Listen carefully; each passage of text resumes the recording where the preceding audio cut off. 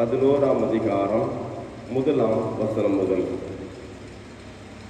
ராஜாவாகிய சாலமோன் பார்வோனின் குமாரத்தை நேசித்ததுமல்லாமல் மோவாபியரும், அம்மோனியரும், ஏதோமியரும், சீதோனியரும், ஏத்தியருமாகிய அந்நிய ஜாதியாரான அநேக ஸ்திரீகள் மேலும் ஆசை வைத்தான்.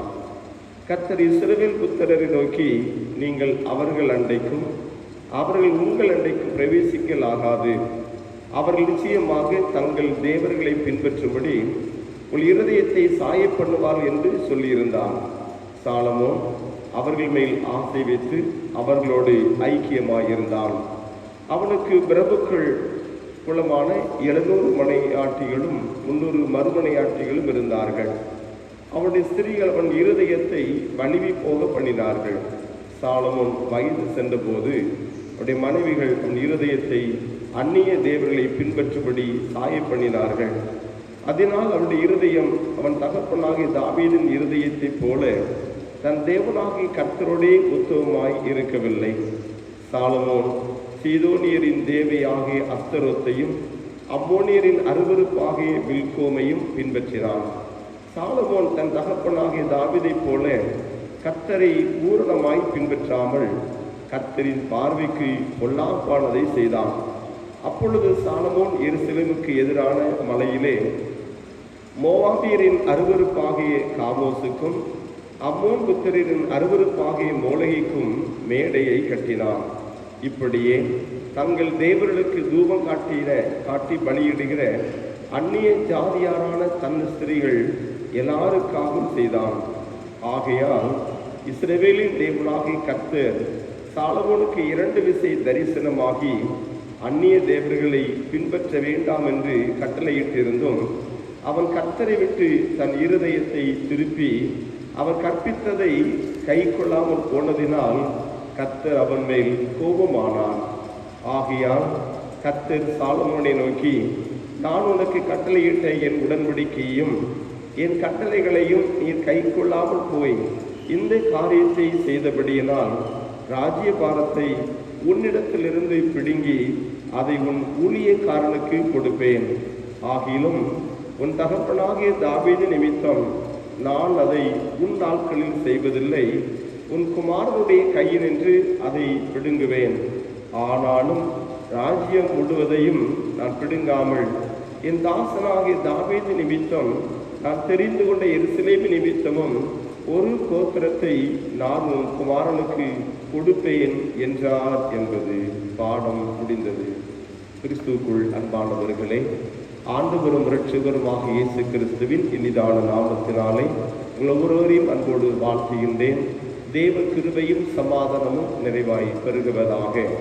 வாசிக்கப்பட்ட இந்த திருமறை பகுதியிலே நாம் பார்க்கும் பொழுது சாலமோனுடைய வீழ்ச்சி, ஆவிக்குரிய ஒரு வீழ்ச்சி என்பதை நாம் பார்க்க முடியும்.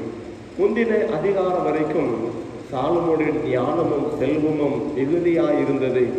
சாலமோன் கர்த்தருடைய நாமத்துக்கு மகிமையாக வாழ்ந்து கொண்டிருந்தார். ஆனால் இந்த 11ஆம் அதிகாரத்துக்கு கடந்து வரும் பொழுது இந்த 1 ராஜாக்கள் 11ஆம் அதிகாரத்தின் துவக்கத்திலிருந்து சொல்லப்பட்டிருக்கிற காரியம் சாலமோனுடைய ஆவிக்குரிய ஒரு வீழ்ச்சியை அங்கே சொல்லப்பட்டிருக்கிறது. எதன நிமித்தமாக வீழ்ச்சி என்று சொன்னால், தன்னுடைய வாழ்க்கையிலே தவறான ஐக்கியத்தை ஏற்படுத்தினதுதான் அவருடைய வாழ்க்கையிலே வீழ்ச்சிக்கான காரணமாக இருந்தது என்பதை பார்க்க முடியும். ஆண்டவர் எந்த காரியத்தை குறித்து கோபப்படுவார்? திருமறையிலே 1 ராஜாக்கள் 11ஆம் அதிகாரம் 10ஆம் வசனத்தில் சொல்லப்பட்டிருக்கிறது, அவர் கற்பித்ததை கை கொள்ளாமல் போனதினால் கர்த்தர் அவன் மேல் கோபமானார் என்று எழுதப்பட்டிருக்கிறது. ஆண்டவர் கோபப்படுகிற அளவிற்கு நாம் மாறிவிடக் கூடாது. கர்த்தர் நம்மை குறித்து கோபப்படுகிற அளவிற்கு, அவர் கோபம் கொண்டால் காடு தாங்காது. அப்ப அவர் கோபப்படாத அளவுக்கு நாம் வாழ வேண்டும். ஆண்டவர் எந்த விஷயத்திலே அதிகம் கோபப்படுகிறார் என்று சொன்னால், அவருக்கு துரோகம் செய்வது. அவருக்கு துரோகம் செய்வது என்பது என்ன? அவரை விட்டு வேறொரு சிருஷ்டிகளுக்கு நேராக திரும்புவது. என்னை அன்றி உனக்கு வேறே தேவர்கள் உண்டாயிருக்க வேண்டாம். அது வானத்தினாலும் பூமியினாலும் பூமி கீழ் தண்ணீரினால் கீழும் எந்த ஒரு நிலையிலும் சிருஷ்டிக்கப்பட்டவைகளுக்கு ஒப்பான எந்த ஒரு காரியத்தை நாம் வணங்கும் பொழுது அதற்கு நேராக திரும்புகிறதை கர்த்தர் அருவருக்கிறார், கோபப்படுகிறார். சாலமோனுடைய வீழ்ச்சிக்கு காரணம் அதுதான். ஆகவே இங்கு எப்படி அவன் இந்த அளவுக்கு திரும்பினான்? ஜீவனுள்ள தேவனை ஏன் விட்டு விடுவதற்கு அங்கு தன்னை ஒப்பு கொடுத்தான்? ஒருவேளை கர்த்தர் தரிசனமாகி சாலமோனுக்கு பேசின காரியம் மறந்து போனதோ? ஒருவேளை நீ ஞானத்தை கேட்டாய், நான் உனக்கு ஐஸ்வர்யத்தை தருவேன், பூமியிலே உன்னை போல ஒருவரும் இருப்பதில்லை என்று ஆசீர்வாதத்தினுடைய நிலைகள்லாம் மறந்து போனதோ? இல்லை. ஆனால் வாழ்க்கையில் அது நினைவுகள் இருந்தாலும் தன் வாழ்க்கையில தவறான ஒரு ஐக்கியம், ஒரு சிறிய தவறு அது பெரிய ஒரு நிலைக்கு கொண்டு சென்று விடுகிறது. அந்நிய ஸ்திரீகளோடு ஐக்கியத்தை ஏற்படுத்துகிறான். ஒருவேளை தன் வாழ்க்கையிலே பணம் அதிகரித்த பொழுது, ஒருவேளை செல்வங்கள் அதிகரித்த பொழுது அவருடைய இதயமானது அங்கு வேறு ஒரு திசைக்கு திரும்பி விடுகிறது. ஆகவேதான் ஐஸ்வர்யவான்கள் தேவனுடைய ராஜ்யத்துக்குள் பிரவேசிக்க மாட்டார் என்று சொல்லி ஒருவேளை ஆண்டவராய் இயேசு கிறிஸ்துவும் சொல்லியிருக்கிறார். அன்பானவர்களே, அப்படியானால் ஐஸ்வர்யம் என்பது நமக்கு அது சாபமா? ஒருவேளை என்னுடைய வாழ்க்கையிலே கடவுளை விட்டு தூரமாய் கொண்டு போகிறதா? இல்லை. நாம் அந்த நிலைகளில் ஐஸ்வர்யத்தை மேன்மைப்படுத்தாதபடிக்கு, அதற்கு முக்கியத்துவம் கொடுக்காதபடிக்கு, அதை முதலிடத்தில் வைக்காதபடிக்கு கர்த்தரை முதலிடத்தில் வைத்திருக்குமானால் உலகத்தின் அநேக பாவத்துக்கு நாம் நீங்களாக்க முடியும். ஆகவே சாலமோன் இவ்விதமாக அந்நிய ஸ்திரீகளை எல்லாம் திருமணம் செய்து விட்டார். ஒருவேளை அவருக்கு தெம்பு இருக்கிற காலங்கள், அவருக்கு நல்ல ஒரு அங்கு பலனுள்ள காலங்களிலே ஒருவேளை தான் சொன்னதான் செய்துகலாம் என்று நினைத்திருக்கலாம். ஆனால் திருமறை சொல்லுகிறது 4ஆம் வசனத்திலே, அவருக்கு வயது சென்ற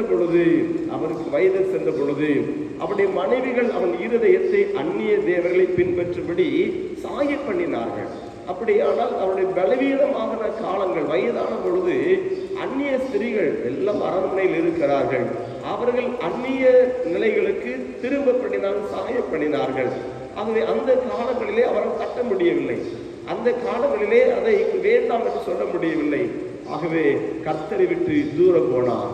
தூரம் போனது மட்டுமல்ல, அந்த எருசலேமினுடைய நிலைகளிலே அங்கே மலைக்கு எதிரான மலையிலே மோவாபியரின் அருவருப்பு, அங்கு மற்றும் பார்ப்போம் அம்மோனியரின் அருவருப்பு, இவைகளுக்கெல்லாம் மேடைகளை கட்டினார். ஆகவே பலி செலுத்தவும் அவ்விதமாக கடவுளை விட்டு தூரமாய் போகிற நிலைக்கு தன்னை ஒப்பு கொடுத்தார் என்பதை பார்க்கிறோம். இது நிமித்தமாக, கர்த்தருக்கு துரோகம் செய்த நிமித்தமாக ஆண்டவர் கோபமானார்.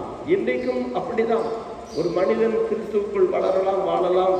ஆனால் என்றைக்கு கர்த்தருக்கு துரோகம் செய்கிறானோ ஆண்டவர் பொறுப்பதில்லை. அங்கே ஆண்டவர் கோபப்படுகிறார். இன்றைக்கும் அநேக இடங்களிலே நான் பார்க்கிற காரியம், அநேக குடும்பங்களிலே பார்க்கிற காரியம், ஆண்டவர் நன்றாக ஆசீர்வதித்திருப்பார், நன்றான மேன்மை நிலையில் வைத்திருப்பார். ஆனால் காலப்போக்கிலே கர்த்தருக்கு துரோகம் செய்து விடுவார்கள், ஆண்டவரை விட்டு வழி விலகி போவார்கள். ஆகவே சிருஷ்டிக்கப்பட்டவருக்கு நேராக திரும்பி விடுவார்கள். அங்கே ஆண்டவர் கோபப்படுகிறார் என்பதை திருமறை நமக்கு கற்றுக் கொடுக்கிறது. கர்த்தர் கோபப்படுவாரா? கோபப்படுவார். எப்பொழுது என்றால் அவருக்கு துரோகம் செய்கிறதை அவர் பொறுத்து கொள்ள மாட்டார். அன்பான தேவனுடைய பிள்ளைகளே, ஆகவேதான் அங்கே ஒரு தண்டனை உண்டாக்கப்படுகிறது. என்ன தண்டனை? அவருடைய ராஜ்யபாரம் பிடுங்கப்படுகிறது. ஆண்டவர் சந்ததியாக தலைமுறைகளின் ஆண்டவர் தான், தலைமுறையை ஆசீர்வதிக்கிற ஆண்டவர் தான். சந்ததியாய் இப்பொழுதும் சாலமோனுக்கு ஒரு மகனை கொடுத்து அந்த மகனை ராஜ்யபாரத்தை ஆசீர்வதித்து ஒரு ஐக்கிய அரசாக 12 கோத்திரங்களுக்கும் அதிபதியாக இருந்திருக்க கூடும். ஆனால் கர்த்தருடைய கோபத்து நிமித்தமாக அங்கே சாலமோனுடைய மகனான ரெகொபெயாமுடைய காலத்திலே ரெகொபெயாமிடத்திலிருந்து ராஜ்யபாரம் பிடுங்கப்படுகிறது. ஆகவே 12 கோத்திரங்கள் 2 கோத்திரங்களாய் மாறுகிறது, 10 கோத்திரங்களாக மாறுகிறது. ஆகவே திருமறை சொல்லுகிறது, ஆண்டவருடைய இரக்கத்தை அங்கே பார்க்க முடிகிறது. நான் ஒரு வாக்கு கொடுத்து விட்டேன் அங்கே தாவீதுக்கு, உனக்கு விளக்கு எரியும் அப்படிங்கிற வாக்கு கொடுத்துட்டேன். அதனால ஒரு கோத்திரமாவது சந்ததிக்கு கொடுத்து கொண்டிருப்பேன். அதுதான் யூதாவின் சந்ததி. அந்த யூதாவின் சந்ததியை கர்த்தர் இறக்க பாராட்டினால்தான் ஆண்டவர் பின்னாட்களிலே யூதராஜ சிங்கமாக இயேசு அந்த அந்த ராஜ்யபாரத்திலே அவர் பிறக்கிறார். அன்புக்குரிய தேவனுடைய பிள்ளைகளே, ஒருவேளை இந்த அளவிற்கு இந்த சாலமோனுடைய வாழ்க்கையை சென்றதற்கு அவசியம் கிடையாது. கர்த்தரை மட்டும் சார்ந்திருப்பாரானால் நிச்சயமாக அவன் சந்ததி ஆசீர்வதிக்கப்பட்ட ஒரு சந்ததியாக இருந்து கொண்டே இருந்திருக்கும். ஆனால் சாலமோன் நிமித்தமாக அவருடைய ரெகோபெயாமுடைய மகனுடைய காலத்திலும் பிரச்சனை, அதற்கு பின்பதாக கோத்திரங்கள் எல்லாம் உடைந்து நொறுங்கி போனது. அன்புக்குரிய தேவனுடைய பிள்ளைகளே, இந்த புதிய நாளில் தேவ சமூகத்தில் வந்திருக்கிற நம்முடைய வாழ்க்கையிலே ஆண்டவர் நம் மீதும் நம்முடைய குடும்பத்தின் மீதும் கோபப்படுகிற அளவிற்கு நாம் ஒருபோதும் அவருக்கு துரோகம் செய்திட வேண்டாம். துரோகம் செய்திட வேண்டாம். துரோகம் செய்தால் அவர் பொறுப்பதில்லை. துரோகம் செய்தால் நம்முடைய தலைமுறைகள் பாதிக்கப்படுகிறது என்பது உண்மையான காரியம் என்பதை இன்றைக்கு இந்த ஒன்று ராஜாக்கள் 11ஆம் அதிகாரத்தின் வழியாக கர்த்தர் நமக்கு கற்றுக் கொடுக்கிறார். ஆண்டவரை உத்தமமாய் பின்பற்றுவோம், இறுதி வரை அவரையே சார்ந்திருப்போம், அவருக்காக வாழ்வோம். அவர் நம்மையும் நம்முடைய தலைமுறைகளையும் ஆசீர்வதிப்பார். அப்படிப்பட்ட கிருபைகளை ஆண்டவர் தந்தருளுவாராக. ஆமென்.